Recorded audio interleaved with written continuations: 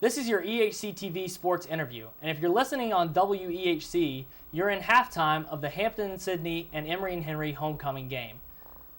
Today, we have Kéran Billaud on the set with us to talk with us about his cross-country endeavors. Kéran, nice to have you on. Thank you, Chris. Pleasure to be here. Kéran, I heard that last year you had an injury and you did not run with the team, but you spent all year running, just as if you were. Talk about what kind of motivation that takes and what is your motivation that allowed you to do that? Well, there was a lot of passion I had to deal with it. I've been running since I was 9 years old, and even though it was 17 months of injury, I wasn't about to let myself quit. I also have always dreamt of, competing at the college level, and I wanted to give my efforts towards college. And even though I was injured last semester, that is last fall semester, I still wanted to travel with the team, and I still wanted to contribute as much as I could. But now I've been blessed, and now I can run again. So this is where I can finally prove that I've waited for something worth it. You mentioned your passion. What is your passion? What allows you to be so passionate about cross country and distance running? Well, if you've ever had something that you love that you feel like you've lost completely and for a long time, then you realize how maybe you've taken it for granted, or you've had like some kind of time when you just don't appreciate it like you should. And that's what happened with running. I ended up having a real passion for it, and now that I'm back, I really value every single time that I'm able to go out there and race, or every single time that I can just go there for a simple run on the trail. It's just, it's a beautiful sport, but it's based on simplicity. How did you first get into running long distance? Well, to be honest, and some people might laugh at this, but maybe not the tracksters. I didn't like running around in circles, so that's how. You like the more free running experience? Yeah. What kind of body shape do you need to get into to run, and how do you maintain that, or what workouts do you do to prepare yourself for it? Well, it's interesting. You don't just run. You have to do cross-training, bicycling, weights, swimming. You have to do other endurance sports as well as calisthenics. You don't want to focus on weights, and as in like the kind you do with the machines in the weight room. Mm-hmm. That'll actually work against you. You have to be light, preferably, and your body works off of efficiency and not power. What do you think?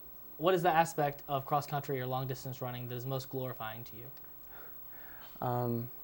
Perhaps just realizing the ability that it takes and then carrying it through, just being able to do it. It's kind of like a gift, and that everyone's given. Everyone has a gift for something, and if you're given the gift for running, if you're able to do it, it's just the most, satisfying thing that you can have. What about the hardest aspect of it? You mentioned the working out to get your body in shape. Is that what it is, or is there a different part? Well, among other sports, running is one of the most difficult sports when it comes to your body, what it has to go through.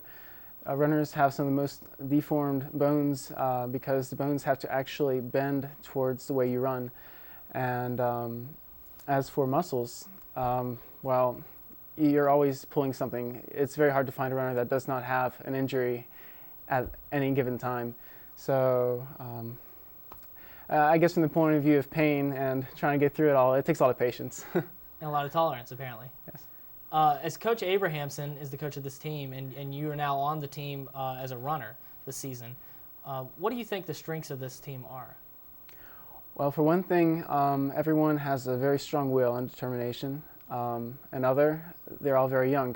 Most of them are first-year runners. So you have a lot of new talent coming in. They have lots of room for improvement. So we're looking towards a constant improvement over the years. It's very positive. What are the things that need to be improved upon? You mentioned the improvement. Well, I think just the fact that we're racing right now is improving the experience in the runners, because that's all they really need right now. They just need to keep on, building their experience with the races. And as of the point of actually getting into next year, they're going to already know what it's like, and they're going to have a base endurance off the summer, because that's the most important thing that there is having that base mileage. And getting it through the week. You know, you guys run a lot during the week. Now for a little bit of a change of pace, you actually did something really interesting this summer, Kéran, that we want to talk about. We're going to look at some pictures here. You went to Mount Kilimanjaro, and you climbed Mount Kilimanjaro.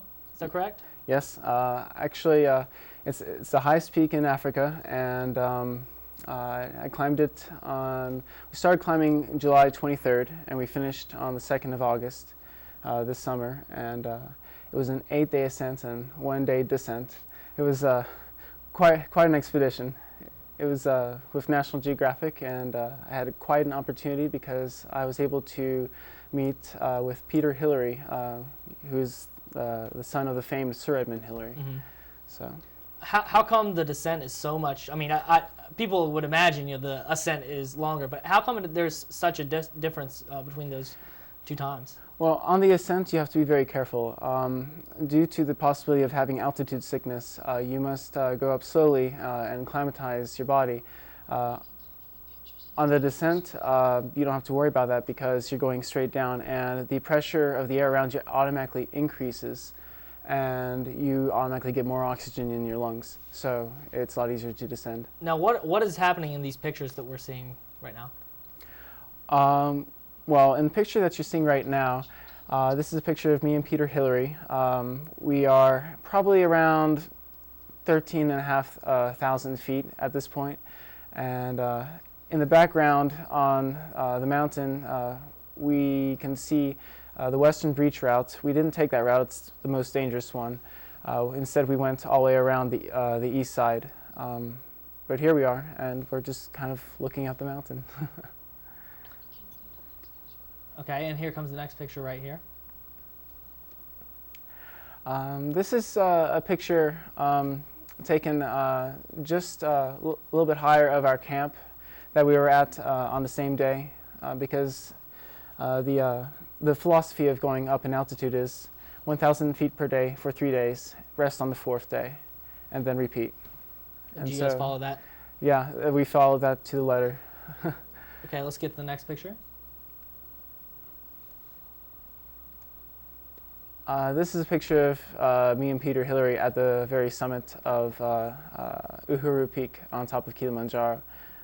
At this point, it's probably about just before 7 o'clock a.m. We did our summit climb throughout the night in sub-zero temperatures from midnight. So it was a long, almost 7-hour climb to the peak. Well, Kéran, it was a great thing to have you on the show today, and I appreciate you sharing with us not only your cross-country experiences, but also your experiences around the world and at Kilimanjaro.